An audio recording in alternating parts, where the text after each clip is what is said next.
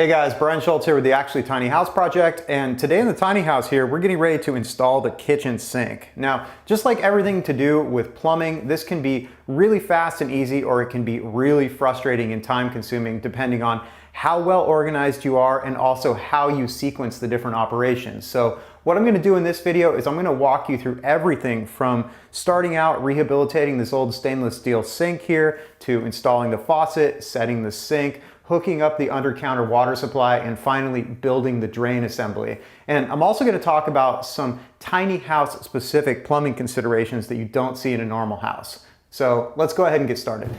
So first up here, I've got a rotary tubing cutter for cutting the copper stub outs that are coming out of the wall. I'm a big fan of this particular type of cutter. These are way easier to use than the older style. I've also just got a cheap fitting brush for cleaning any paint or other crud off the ends of those stub outs. And I have a little reaming tool that I use to cut the burr off the inside of the end of the copper. Anytime you're working with copper pipe, you should always be reaming the inside of your cuts. Now over here, I've got an adjustable wrench for anything I need to wrench. I've got a pliers for holding onto things. I've got a long flathead screwdriver for setting my sink clips.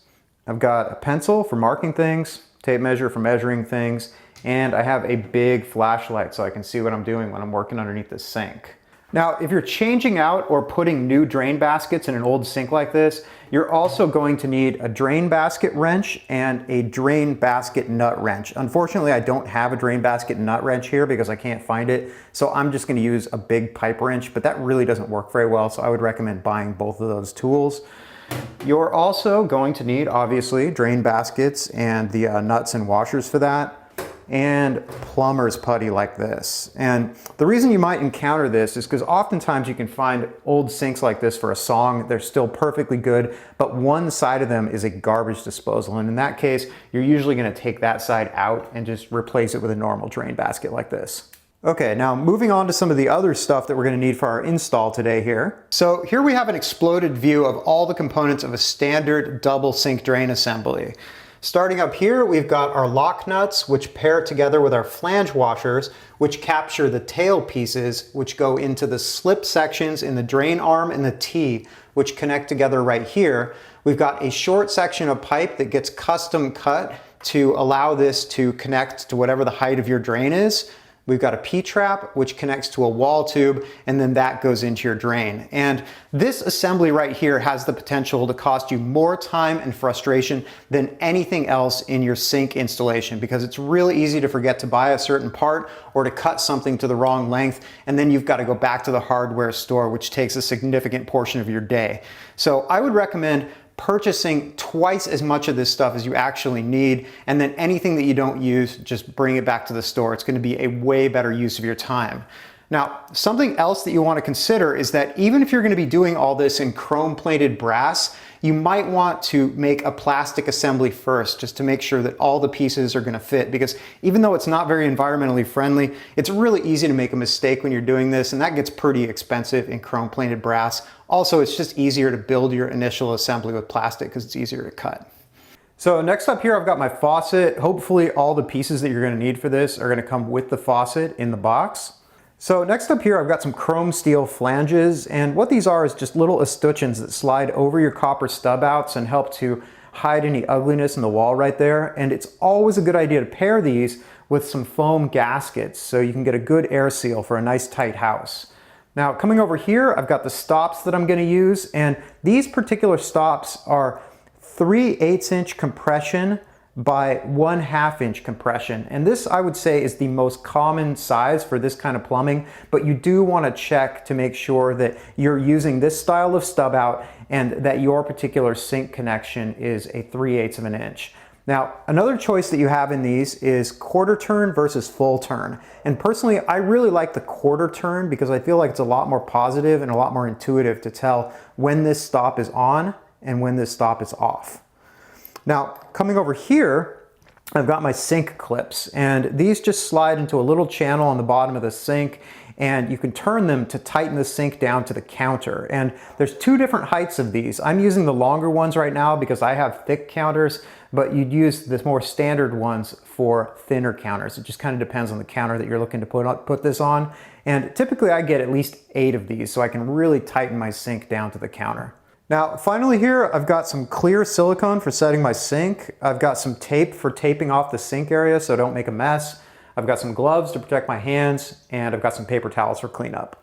So the sequence for installing the sink here is to start by installing the sink baskets, the faucet, and the stops underneath the sink, and then we're gonna set the sink and put the drain assembly in. Now, the reason you wanna do it in this order is because it's a lot easier to install your faucet and your stops before you put the sink in place. So for setting our sink baskets here, the first thing I'm gonna do is just grab myself a little ball of plumber's putty. I like to warm this stuff up in my hands because it makes it easier to work with.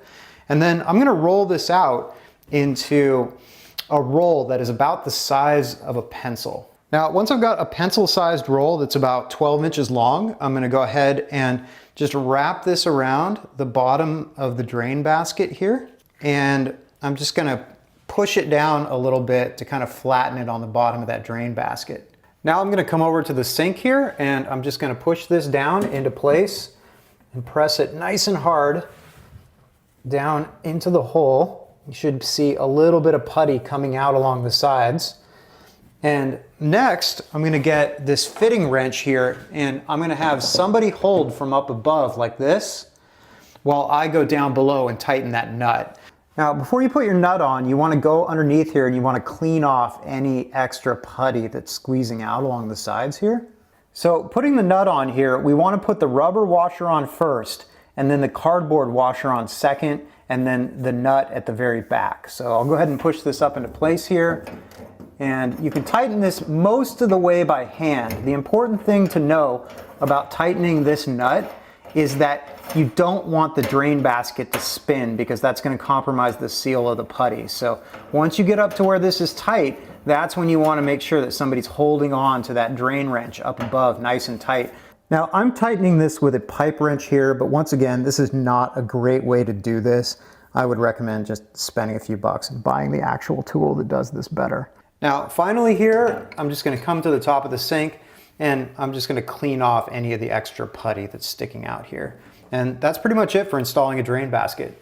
So the next thing we're going to do is cut off our stub outs and install the stops for the sink water supply. And the reason I like to do this right now is because before the sink is in place, I've got really good access and also really good light to see what I'm doing down here.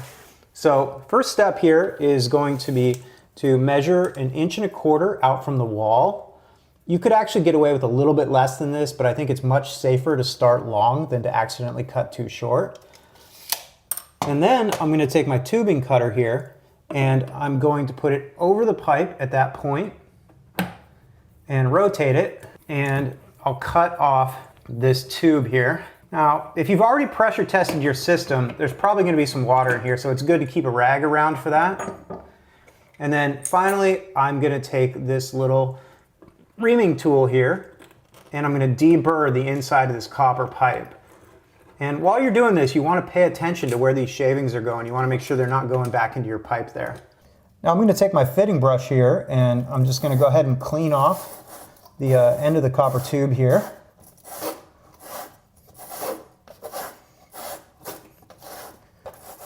That way I get a good connection to the stop.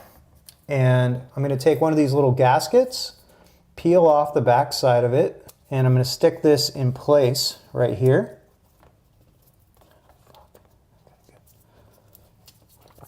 And then I'm going to cover it with this escutcheon plate. And then finally, I'm going to put my stop in place. Now, I'm not going to tighten this down very much.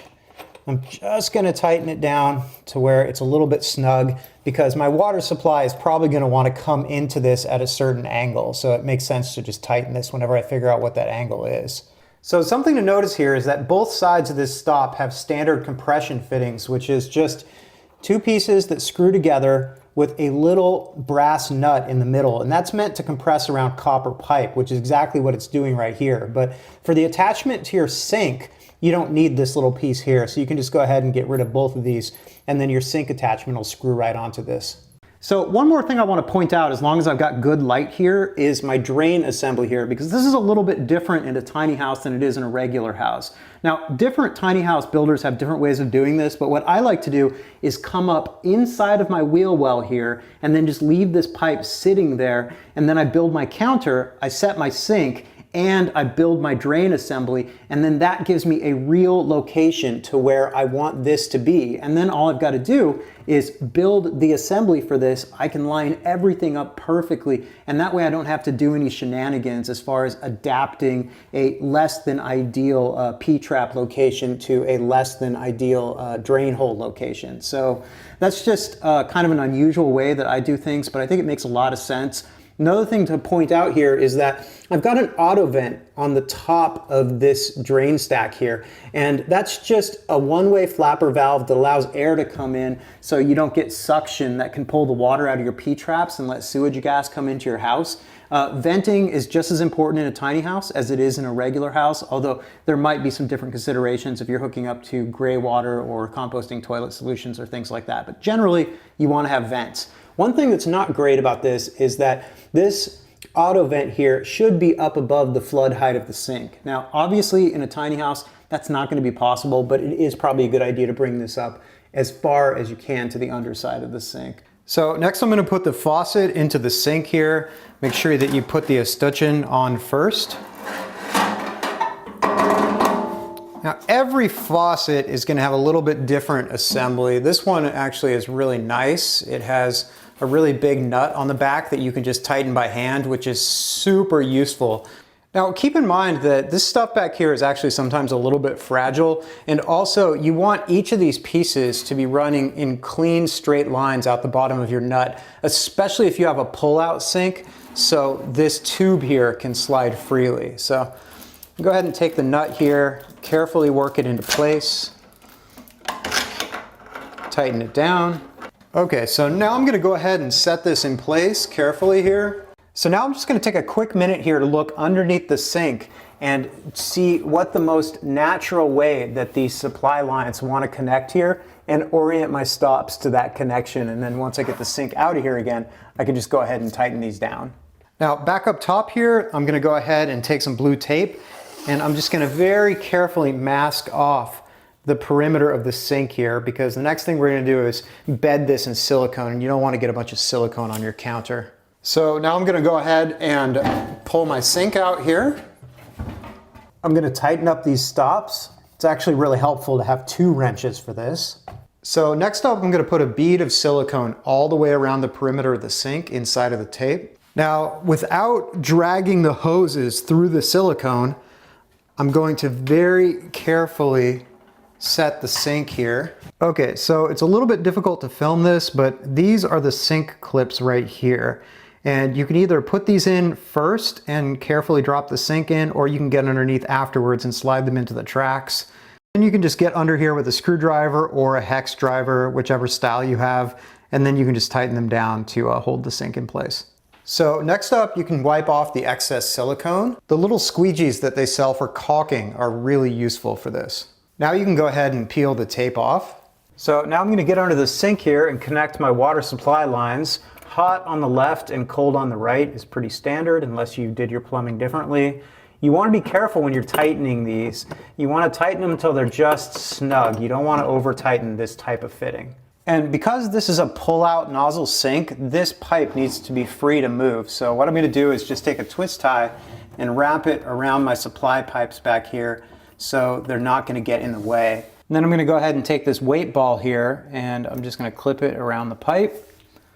And then if everything went well, this should just pull in and out, just like that. So now let's go ahead and build our drain assembly here. I've already got all the pieces for this pre-cut. The only difference between what I'm doing here and what you would be doing is you'd be probably cutting all of your pieces to fit as you go. So I'm going to start out with my tail piece right here. I'm going to put the flat washer inside of it, and I'm going to put the lock nut over the top of it. And then I'm going to screw that onto the bottom of the drain basket here. And I'm going to do the same thing on the other side over here. really this doesn't need to be much more than hand tight. You could tighten it a tiny bit with a wrench if you want. And then I'm going to take my T and my drain arm here and hook those on. Now anytime that you're using this type of a fitting, you've got to go ahead and take the nut off and slide the nut up onto the piece, and then take the flat side of the washer and push it up onto the pipe here.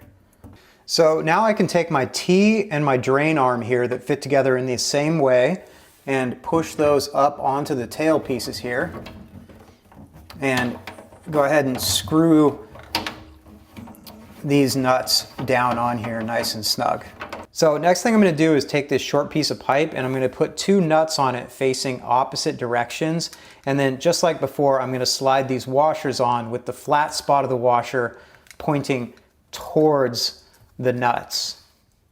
So now what I'm going to do is take this assembly and I'm going to slide it up into the bottom of my T here, and then I'm going to put my P-trap on the bottom. But you can see there's a problem here. My P-trap doesn't fit because this shelf is too high. Now I knew this was going to happen and there is a way to work around this, but I just wanted to show you this. If you're designing this style of a sink counter where there's going to be a shelf down below it here, you have to leave enough clearance to be able to get all these components together. In this case, the clearance from the bottom of the sink to the top of this shelf that's in the way here is 19 inches. But in this case, I can still make it work because I can take this whole assembly apart and then put these back together and then hook it onto the sink. So the last thing I'm going to do here is take this wall tube and put it into the adapter, and I'm also going to screw it onto my P-trap. Now when you're cutting this wall tube, you want to be careful not to cut it too short. This needs to go all the way to the back of the adapter. So I'm going to go ahead and get this nut here off the adapter. I'm going to push it onto the wall tube like this. I'm going to take the wall tube and push it into the adapter, and then I'm going to take the P-trap and connect this right here. And you can see that there's lots of different configurations that you can do this in. Generally in a house, what you see is the P-trap going backwards and then going into the wall. But in the case like this, where we've got a drain that's sitting on the front of the wall surface, sometimes you have to change the orientation of your P-trap so all of this can get into the adapter. But luckily, there's a decent amount of flexibility in all of these components. Although if you can do it, it is always best to set up this whole situation before you finally set the location of this drain, which is why I like my system of having this free floating until the last possible moment. All right, so that's pretty much it for installing our sink here. But before I go, I just want to talk for a moment about why I chose a large double basin sink for a tiny house. Because generally in tiny houses, you're trying to miniaturize all of the components, but one place where going smaller is really going to affect your living experience is your kitchen sink. And I know this from experience in living in a variety of small structures over a very long period of years. Anytime I've been forced to live with a tiny sink, I've always been super frustrated by it.